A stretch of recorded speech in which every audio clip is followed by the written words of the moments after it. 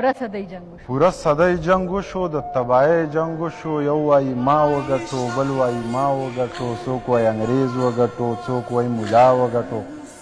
یو لیونی ناست دی او دغه خبرې اوري ځان سره داسې وایي د دوی مازغه خراب دي جنګ څوک ګټلی نشي په جنګ کې ګټه نشته جنګ سراسر تاوان دی یو لیونی ناست دی او دغه خبرې اوري ځان سره داسې وایي جنگ څوک ګټلی نشي په جنگ کې ګټه نشته جنگ سراسر تاوان دی که مو یقین نه راځي دا کونډې رنډې شمار کوي دا یتیمان وشمارئ دا ړنګ کورونه شمار کوي او دا برباد زړونه شمار دا کونډې رنډې شمار کوي دا یتیمان وشمارئ دا ړنګ کورونه شمار کوي او دا برباد زړونه شمار کوي که چېرې دا ګټه وي نو ته خو سر وخوړو یو نوی جنګ شروع کوي چې نوره ګټه وکړي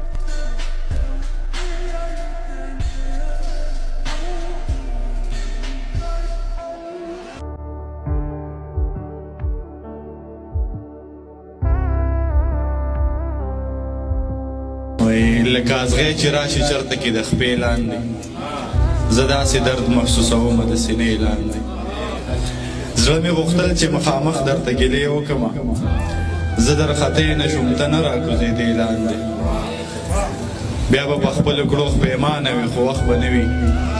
یار به مې ټیټې سترګې ځي د جنازې لاندې او مثال یې دا لکه غلاف چې په کعبه راخور وي ښایست د پیغلې مقدس وي د ګورخې لاندې زه د یو غمه تښتېدم غمونه ونیولم اسماره ما باندې هم شپه شوه د ناوې لاندې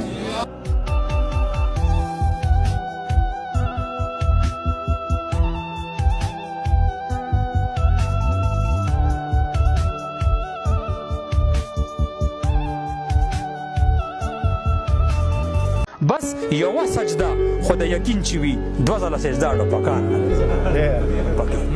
شي سړی د هر سړي دشمن پکې حقه فیصله اړو پکار نه ده او قبر په کردار د عمل ښکلی کا بره پې جنډه اړو پکار نه ده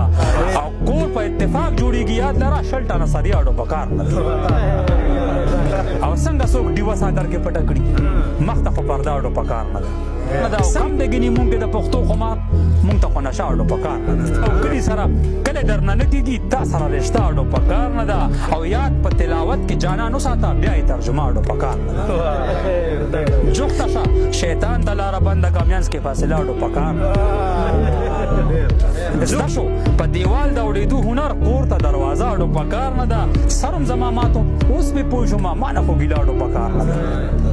او ما خو هر غزل په جانان ختم کو بله قافیه اړو پکار نه ده